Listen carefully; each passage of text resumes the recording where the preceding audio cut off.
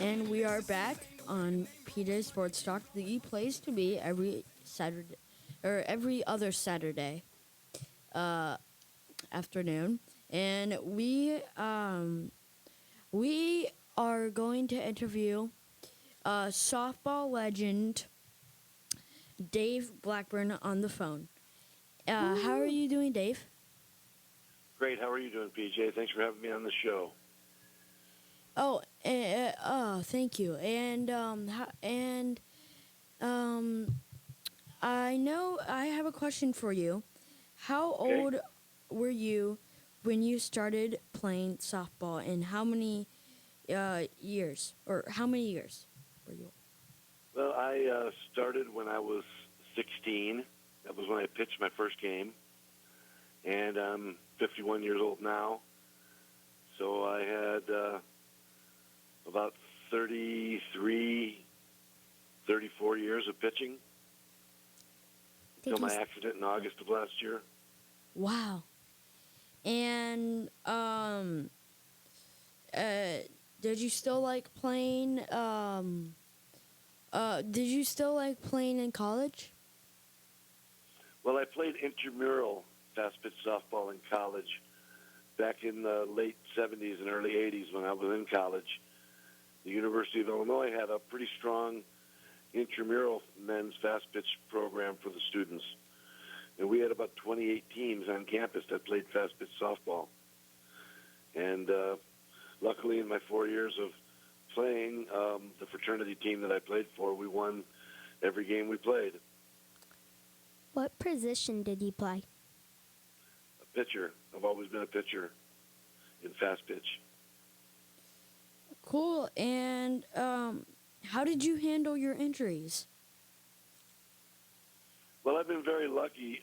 Prior to my accident in August of last year, this might sound corny, but I really never had any injuries in the sport. I was lucky. I've never had any surgeries on my shoulder or my knees. I pitched about 1,800 games, and I never had an injury that prevented me from pitching in a game in all that time until I nearly died last August when the near-fatal car accident that I was in as a passenger stopped my playing career and nearly took my life. Wow. And to be a softball legend, Howard, you want to take it? Yeah. How often do you practice? Like, what's your workout routine? Well, we have two different weeknight leagues here in Los Angeles area that I pitch in, and a weekend league and weekend tournaments that we play in through the course of the year. So I would during a normal year, I would pitch about 100 ball games, and because you also have to work for a living when you're a softball player, since there's no real professional outlet for the sport, you still have to have a regular job. So it's not like a pro athlete where you're under contract and you have 100% of your time devoted to your job.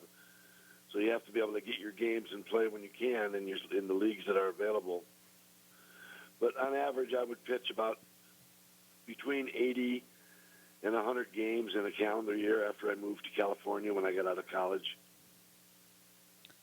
Oh, wow, very interesting. And did you ever get like tired during a game where your arm started to just like fall out of its socket? Well, I never got an injury of that nature that was actual injury, but one of the parts about softball is that there's a lot of weekend tournaments where you might play in a tournament on a weekend where your team might play 5 or 6 or 7 or 8 or 9 games during the course of that weekend, and depending on the depth of your pitching staff and or other injuries to your other fellow pitchers, you might have to pitch a lot of games on a weekend. And I pitched as many as 6 games in one weekend, and by the time you're done with that, you can't hardly use your right arm for a couple days. What team did you play on?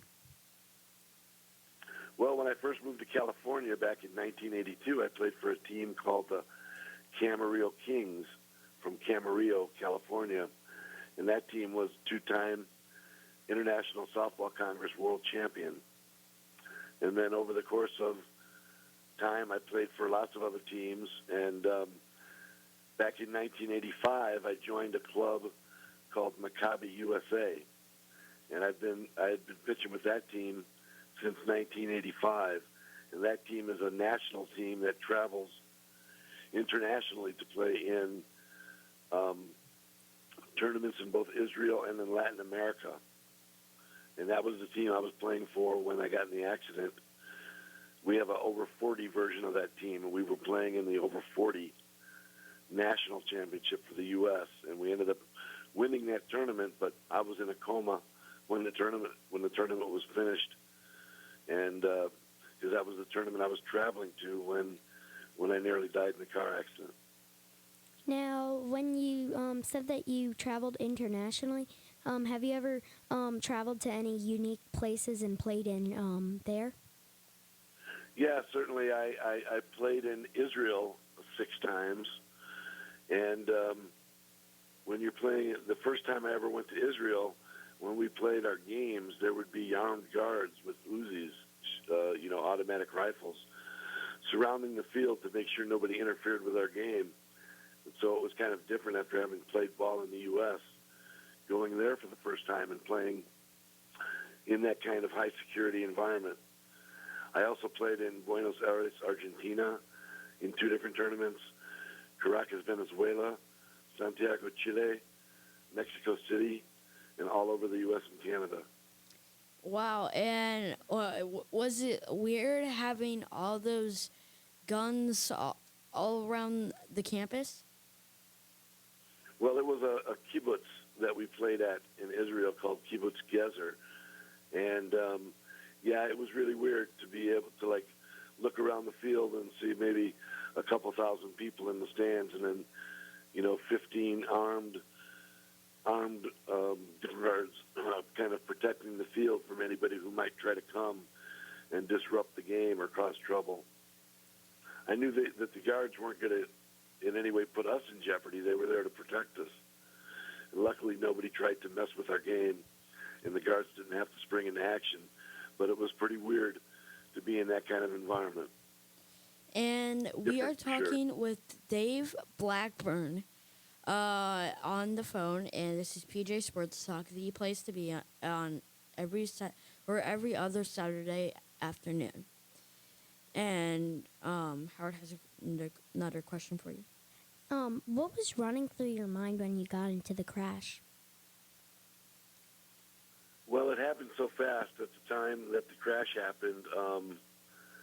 I never did black out. I was conscious the entire time, but I knew that my legs had gotten completely crushed, and the very first words that came out of my mouth after the crash happened was, I turned as much as I could to my best friend who was driving the vehicle, and I said, Ronnie, I don't think I'm ever going to pitch again, because I looked at my right wrist, and it was shaped like a Z. It had been broken 3 places and was pointing in about 3 different directions. And that was when I kind of realized that my probability of pitching ever again was going, and I knew I couldn't feel or move my legs at all. So luckily, Ron was able to extract himself from the seatbelt, which was choking him, and he got out of the car and was able to hop around on one leg because he had a broken ankle, and he opened my door and managed to pull me, along with another person, helped pull me to safety about 30 seconds before the car blew up into a fireball. So it was almost like a scene out of a movie. And I count my blessings every day that I survived. And I had a lot of people around the world praying for me. And I learned a lot about the power of prayer in my survival. What was it like? Was it like a regular day last August? Yeah, it was a regular day. It happened at night. The accident happened in a mountain road between uh, Los Angeles and Prescott, Arizona. We were about 50 miles out of Prescott where we were heading for the tournament, and it was about 10 o'clock at night on a Thursday night. So it was dark out, and they had to helicopter us from the crash site back down to Phoenix and to a trauma center, which I spent about 70 days in. And for about the first 53 days, they had to put me in an induced medical coma so I could withstand the pain of all the surgeries that I had to undergo. And what is it like now? Just Well, I'm in a wheelchair. I'm not walking yet on my own. I go to physical therapy every week to try to continue being able to walk with braces on my legs and learn how to do that with crutches and a cane, and maybe I'll graduate from a 4-point cane to a 1-point cane, and then hopefully someday maybe no cane. But because I had some nerves that were severed that control my lower legs, it's pretty unlikely that I'll ever be able to walk again without at least braces on my legs to stabilize my ankle. How long So did it... every day is a challenge, PJ. and we are talking with Dave Blackburn on PJ Sports Talk, the place to be every other Saturday afternoon. And I'm here with Howard and Dave on the phone. And Howard had a question for you. How long did it take for you to rehab, and what was it like? Well, after 2 stays in 2 different hospitals, one in Phoenix and then one in Los Angeles, I finally began physical therapy at the Los Angeles hospital. And the extent of the physical therapy they were able to provide me was just at the bedside. It took me a week of therapy just to be able to sit up on the side of the bed and be able to, sit there and be upright instead of laying in the bed. And then I eventually got transferred to a skilled nursing facility rehab center in Los Angeles. And then they, for the first time, got me out of the bed with a kind of a hoist and into a wheelchair.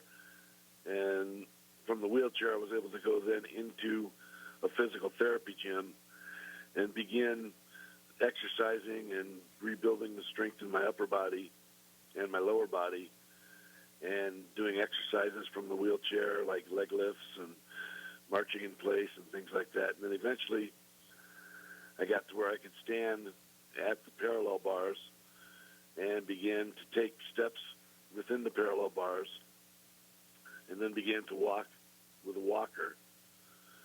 And because of the permanent injury that I have to my nerves in my lower legs, that's about the extent that I've been able to progress so far.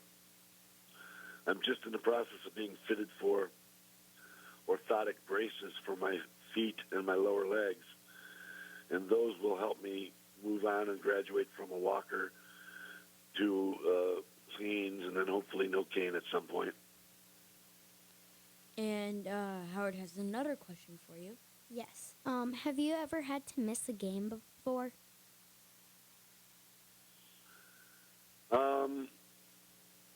Other than for work reasons, but not for injury, up until the accident, no, I hadn't. And once in a while I've been out of town for work or things like that where I couldn't make it to a game, but I made most all of the games that I've ever played on teams that were scheduled to play in 34 years of pitching. So that was good. I always took the game very serious and never just would skip a game or miss a game if I could help it.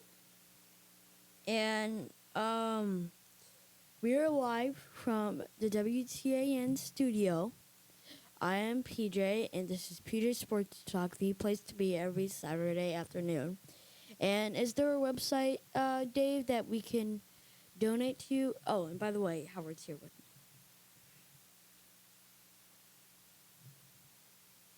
Is there a website? Well, the International Softball Congress, I'm being inducted into their Hall of Fame on August 14th, and the the World Championships this year are being held in Moline, Illinois, and that's where the Hall of Fame induction is going to be. And we have a website that I helped work to establish called ballparkradio.tv. And at that site, people will be able to watch the Hall of Fame induction on the morning of August 14th. And also, 23 games from the World Championships of men's fast pitch softball will be broadcast on ballparkradio.tv. So fans can go there to see the best fast pitch softball players in the world play the sport that's otherwise pretty invisible to the sporting public. Even the people who are big sports fans and professionals in sports announcing don't really know what goes on in the sport. Are you working? I'm sorry, go ahead. Are you working, and what is your job now? Well, prior to the accident, I had a job with a company called Motion Analysis, where I was a senior vice president of animation, and I covered North, South, and Central America. Well, our company makes motion capture systems, which are the systems that are used in a variety of applications, most notably for the production of animation for like video games. If you've ever seen a real athlete's depiction in a video game, the process at which they put the motion of the athlete into the character in the game is called motion capture. And